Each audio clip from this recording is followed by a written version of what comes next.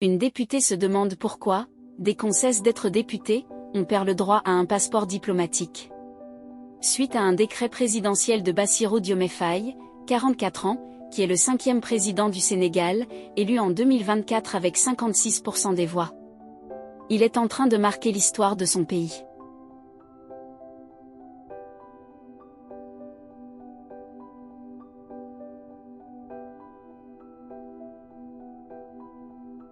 Une députée se demande pourquoi, dès qu'on cesse d'être député, on perd le droit à avoir un passeport diplomatique.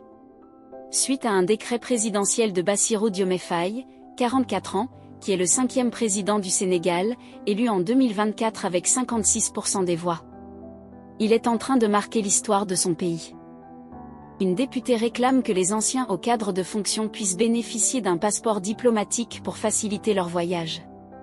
Tout d'abord, qu'est-ce qu'un passeport diplomatique ? C'est un document de voyage délivré par le ministère des Affaires étrangères pour faciliter le travail des diplomates et des représentants du gouvernement.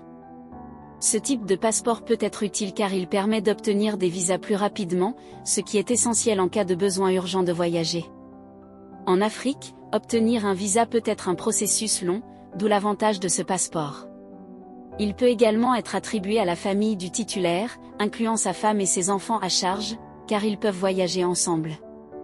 Cependant, comme cet avantage est lié à la fonction ministérielle, le jour où la personne n'est plus ministre, elle doit rendre le passeport diplomatique. De la même manière qu'elle rend sa voiture de fonction, elle doit rendre ce document le jour où elle quitte ses responsabilités. Dites-moi ce que vous en pensez de cette décision dans les commentaires. Pour moi, elle est de bon sens car personne n'est au-dessus de la loi. Le Sénégal possède une diversité de ressources naturelles et économiques qui contribuent à sa richesse.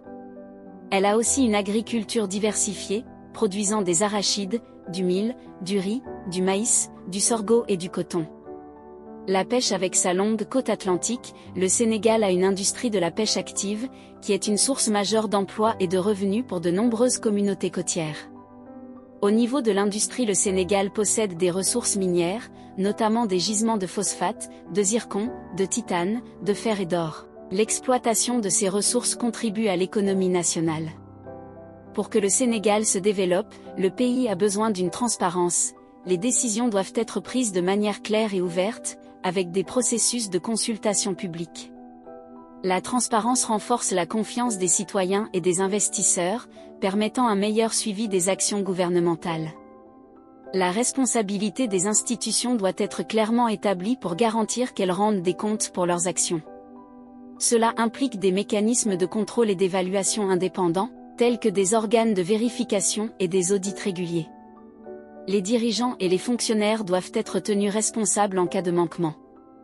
Un état de droit solide est essentiel pour le pays, un système juridique impartial et efficace, où les lois sont appliquées équitablement, sans favoritisme ni discrimination.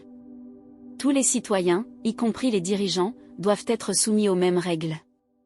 Pour suivre le chemin du développement, il faut accepter de ne plus vivre aux dépens de l'État si vous n'êtes plus en service. C'est pour le bien du pays et l'avenir de vos enfants.